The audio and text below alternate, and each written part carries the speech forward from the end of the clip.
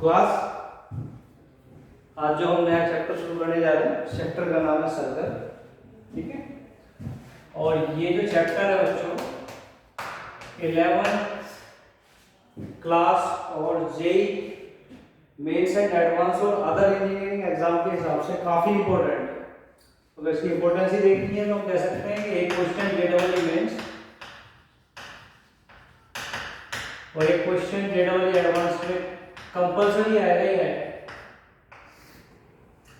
दूसरा, जैसे मैं सर्कल चैप्टर की बात करूं तो सर्कल चैप्टर मिलता जुलता है स्ट्रेट लाइन चैप्टर जैसे।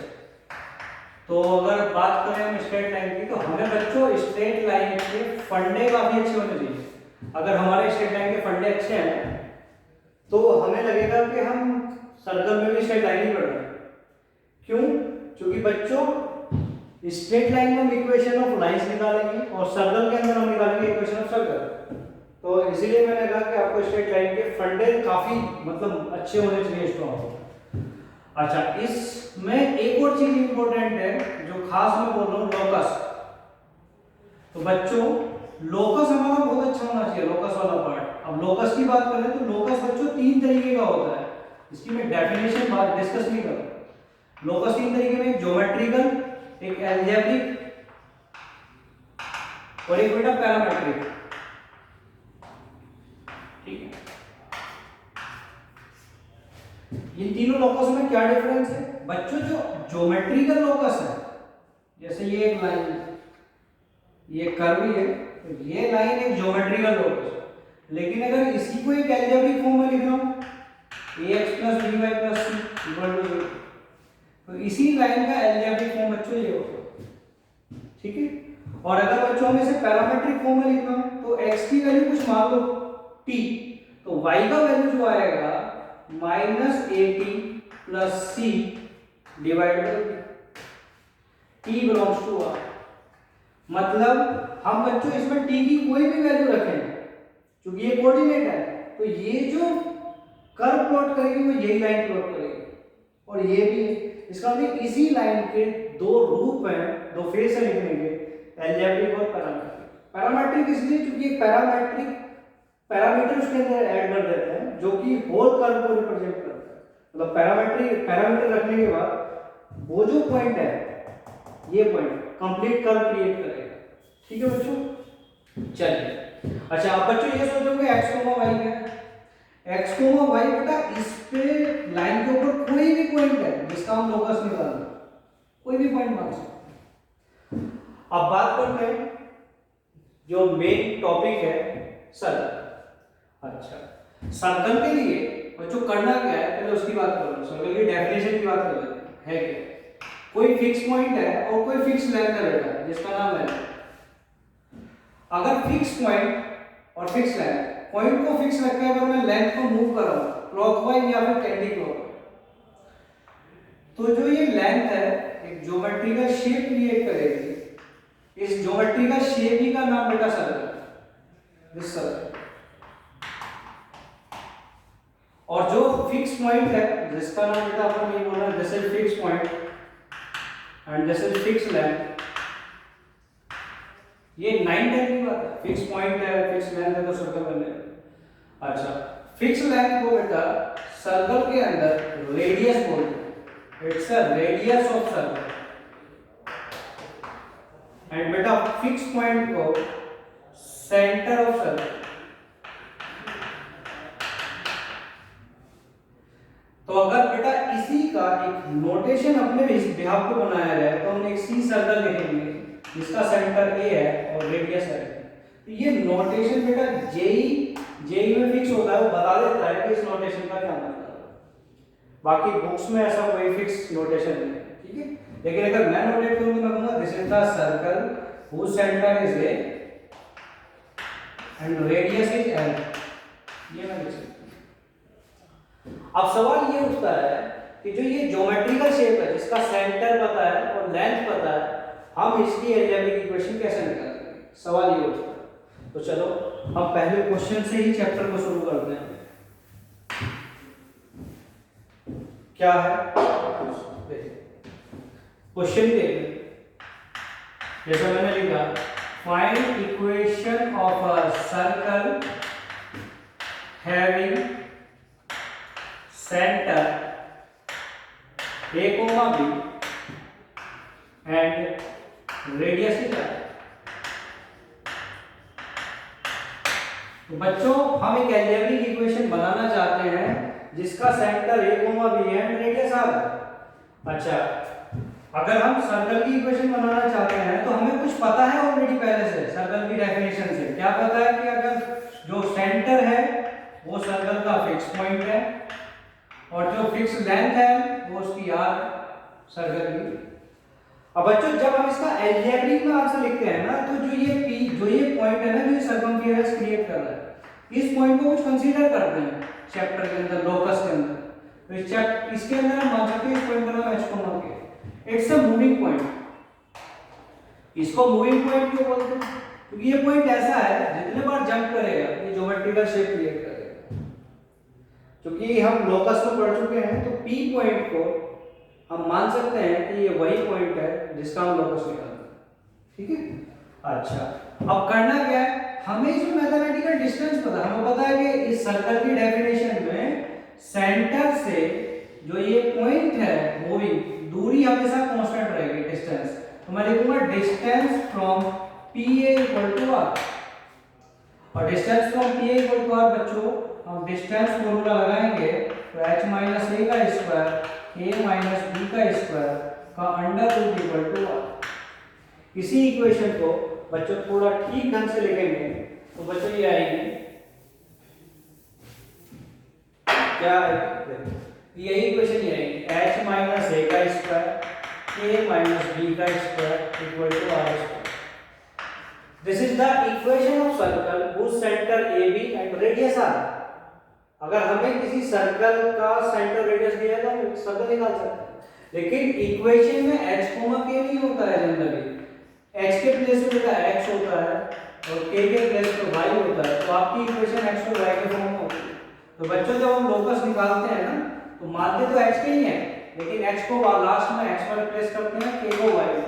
ये स्ट्रेट लाइन में पढ़ा है। ठीक, चलो तो बच्चों हमने सर्कल की इक्वेशन निकाली जिसका सेंटर AB है और रेडियस r है। अब एक काम और करते हैं बच्चों, हमने सोचा कि यार इस इक्वेशन को थोड़ा एक्सपेंड और कर देंगे, इसकी शकल कैसे दिखती है। तो बच्चों इसकी शकल ये x square plus y square minus 2x minus 2by plus a square plus b square minus r square.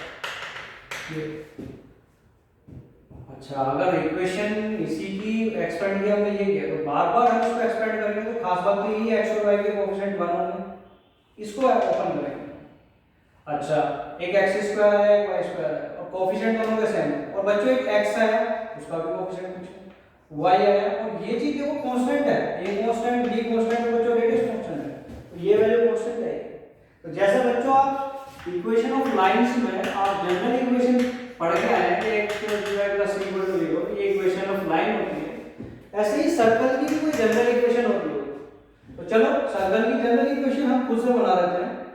x square आएगा आ गया, y स्क्वायर आएगा, x भी आएगा, y भी आएगा और बच्चों कांस्टेंट आएगा तो ये तो कांस्टेंट है।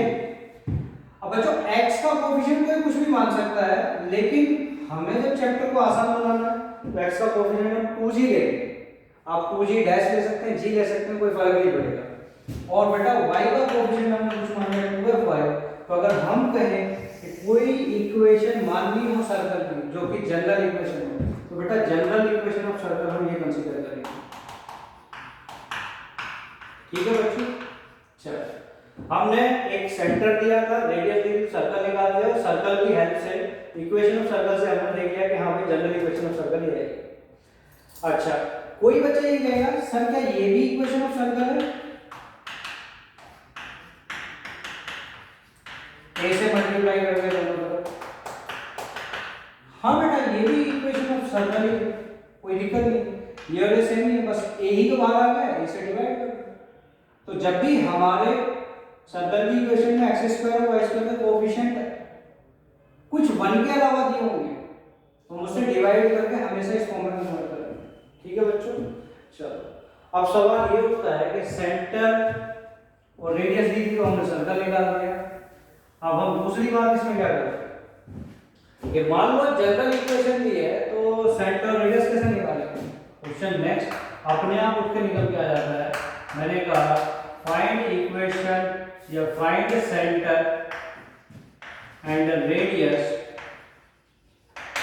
Of a circle. सर्कल बच्चों ये x square y square plus 2gx plus 2fy plus c equal ये सर्कल है। इस सर्कल का बच्चों सेंटर निकालना है और रेडियस निकालना है। ठीक है, अब अपना काम ले चलता है।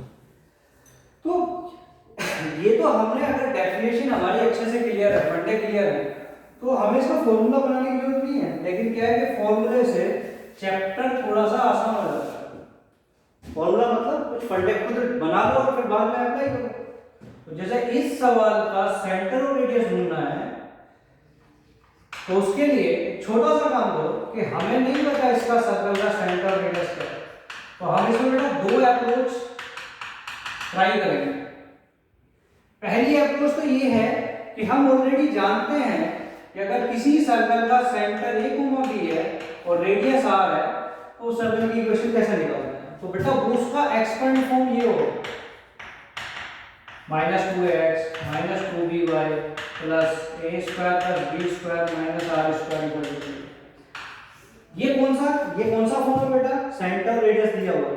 अब चूंकि हम सेंटर और रेडियस ही फाइंड करना चाहते हैं इसका, तो हम कह रहे हैं ना कि मान लो यही सर्कल की इक्वेशन ये है, अगर यही ये है तो हम बोल सकते हैं कि बेटा इनके कोएफिशिएंट कंपेयर करो। तो माइनस a बराबर कितना c, माइनस b बराबर f और c की वैल्यू बच्चों ये आती है। अच्छा बच्चों a, b का आंसर देखो यहां से क्या आ गया। a, b का आंसर है माइनस b, माइनस। तो बच्चों a, b क्या था? सेंटर। तो सेंटर आ गया नहीं इस सर्कल।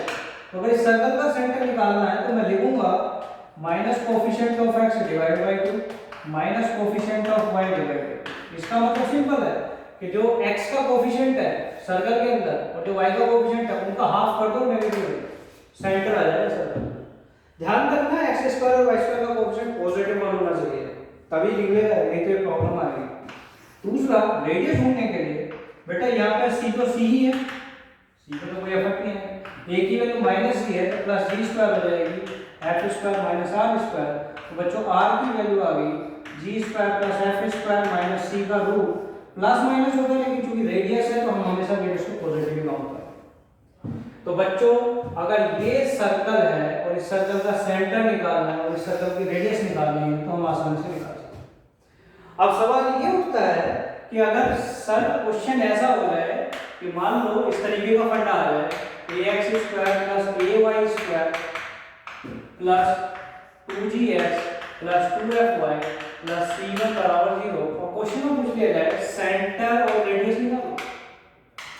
तो सर इसका कैसे निकालेंगे हम सेंटर और रेडियस? तो कुछ नहीं करना बेटा, आपको बस ध्यान में होना चाहिए कि हम इसका सेंटर और रेडियस जानते हैं इस सवाल। तो हमें करना क्या है? कुछ नहीं, बस डिवाइड कर देना है। किससे? कोफिशिएंट ऑफ x स्क्वायर या फिर y स्क्वायर से डिवाइड कर दो। डिवाइड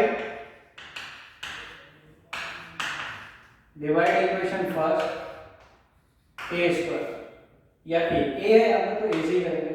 अब a से जैसे हम बच्चों इसको डिवाइड करेंगे तो क्या होगा? देखो ये आ गई equation x square plus y square plus 2g by ax 2f by ay plus c1 by a equal to 0। अब बेटा इस सवाल की शक्ल और सवाल की शक्ल सेम ही है, तो अगर इसका सेंटर का फंडा निकालना है तो सेंटर अभी भी वही है, x का कोफिशिएंट का आधा। तो ये बेटा x का कोफिशिएंट है, इसका आधा कितना हो गया? Minus g by a। यहाँ y के कोफिशिएंट का हाफ, आधा मतलब माइनस f बाई a। और बच्चों अगर रेडियस निकालनी है तो सेंटर का होल स्क्वायर, सेंटर मतलब सेंटर के कोऑर्डिनेट्स, और माइनस c की वैल्यू यहाँ पे ये है। तो बच्चों ये आ गया आपका सेंटर और रेडियस। तो हमें नॉर्मल सर्कल का सेंटर रेडियस दिया तो हम निकाल सकते हैं सर्कल, और अगर ऐसा सर्कल दिया है तो हम उसका सेंटर रेडियस फाइंड कर सकते हैं। और तीसरा अब बात छोटी सी एक और बात आती है यहाँ पे जो बहुत क्रूशियल है, आजकल जेई मेंस में ये बात यूज हो जा रही है, क्या है वो कि सर्कल के नेचर के बारे में बात हो रही है। नेचर क्या है, ये एक नया वर्ड आ गया, सब कोई हेक्टिक चीज नहीं है। देखो जैसा मान लो बच्चों ये सर्कल, यही सर्कल हम पढ़ते आ रहे हैं और हमने बच्चों इस सर्कल का सेंटर रेडियस भी निकाल लिया, तो हमने रेडियस ले ली है, सही है। अब यार एक चीज बताइए, अंडर रूट के अंदर जो पोर्शन है ये कंफर्म तो नहीं है क्या होगा, ठीक है, लेकिन जब बात हम 2D प्लेन की करते हैं तो सब कुछ रियल लेते हैं, इसीलिए हम इक्वेशन में भी कोफिशिएंट रियल लेते हैं, सर्कल में भी रियल लेते हैं, तो कोफिशिएंट तो रियल है, लेकिन रेडियस तो इस रूट पे डिपेंड करेगी सर्कल की। तो क्या डिपेंड करेगी, डिपेंडेंसी 0 होगी कि अगर g square plus f square minus c greater than 0 हो गया तो मतलब रूट एग्जिस्ट करेगा और हम बोल देंगे रेडियस जो है वो रियल है, और रियल का मतलब है ऐसे सर्कल्स को बोलते हैं बेटा रियल सर्कल, मतलब दो circles having radius real is called real circle. दूसरा, अगर रूट की वैल्यू पॉजिटिव होगी, ये बहुत जबरदस्त चीज है, काम आएगी। अगर रूट की वैल्यू 0 होगी तो इसका मतलब रेडियस 0 हो गया, रेडियस 0 का मतलब है it's a point circle. Point circle मतलब सिंपल, उसमें -g को -f ही होगा और रेडियस उस सर्कल की 0 होगी। और बेटा अगर थर्ड की बात करें कि अगर सपोज करो g square plus f square minus c अगर लेस देन 0 तो हम कह सकते हैं कि रेडियस नेगेटिव है, रेडियस नेगेटिव है तो इस टाइप के सर्कल्स को बोलते हैं इमेजिनरी सर्कल। बट सेंटर बच्चों इसका होगा रियल। तो अगर हम नॉर्मल सी बात करें तो हम तीन बातें कर चुके हैं, सर्कल का नेचर कैसे निकालना है, तो this is the part of circle of nature, ठीक है। चलिए अब कोई बच्चा ये पूछता है कि सर आपने अभी एक सेकंड पहले बताया था कि इस सर्कल के से आप सेंटर और रेडियस निकाल सकते हैं, तो आपने एक मेथड तो बता दिया, दूसरा मेथड है, दूसरा मेथड कोई इतना ज्यादा हैवी मेथड नहीं है, वो सीखने के लिए आप सीख सकते हैं। यार आपने ये सर्कल लिख दिया तो मैं कुछ नहीं कर रहा हूँ, मैं सिंपली फोर्स लगा रहा हूँ इस तरीके का कि this equation is converted to the form of this. बात तो एक ही है, मतलब मैं अननेसेसरी सवाल को टफ बनाने की कोशिश कर रहा हूं, मैं इसको इसमें कन्वर्ट करने की कोशिश कर रहा हूं। इसका मतलब कन्वर्ट करने का मतलब क्या है कि बच्चों मैं यही कह रहा हूं कि इसमें x का कंप्लीट स्क्वायर क्रिएट करना पड़ेगा और y का, और x का करना है तो बेटा आप हम 9-10 से पढ़ रहे हैं कि x स्क्वायर ये 2gx है, तो मैं इसको x प्लस g का होल स्क्वायर लिख सकता हूं। ये y स्क्वायर है 2fy है, y प्लस f का होल स्क्वायर। क्यों लिखना है बेटा, a स्क्वायर 2ab, तो g का स्क्वायर ऐड करना पड़ेगा, सब्ट्रैक्ट, तो g ऐड तो कर दिया तो g का स्क्वायर सब्ट्रैक्ट करना पड़ेगा, f का स्क्वायर भी सब्ट्रैक्ट करना पड़ेगा, c बराबर। अब बेटा जरा ध्यान से देखो, आप इस इक्वेशन को इस फॉर्मूले में लिख सकते हैं, लेकिन मैं बार-बार बोल रहा हूं इसको यूज नहीं, इसको ऐसे यूज नहीं करना, डायरेक्ट फंडा यूज करना है। अब बेटा इसको उसकी सकल जैसा लिखना है तो आप इसको ऐसा लिखेंगे x ऑफ माइनस g का whole square y of minus f का whole square is equal to, इसको लिख सकते हैं। ये बेटा 2 सवाल का ही सेकंड पार्ट है, दिस इज स्क्वायर। अब अगर हम इसको कंपेयर करते हैं उससे, तो कंपेरिजन का मतलब बात हो गई है यार, a यहाँ पर सेंटर, तो a की वैल्यू कौन आ गई माइनस g माइनस f, और ये रेडियस बन गया, दिस वन इज रेडियस। तो हम बेटा ये दूसरा मेथड सेंटर और रेडियस, पर ठीक है बात एक ही है, मैंने इसका पहले एक्सपेंड फॉर्म यूज किया, ठीक। चलो नेक्स्ट टाइम हम सर्कल को आगे कंटिन्यू करेंगे। Thank you.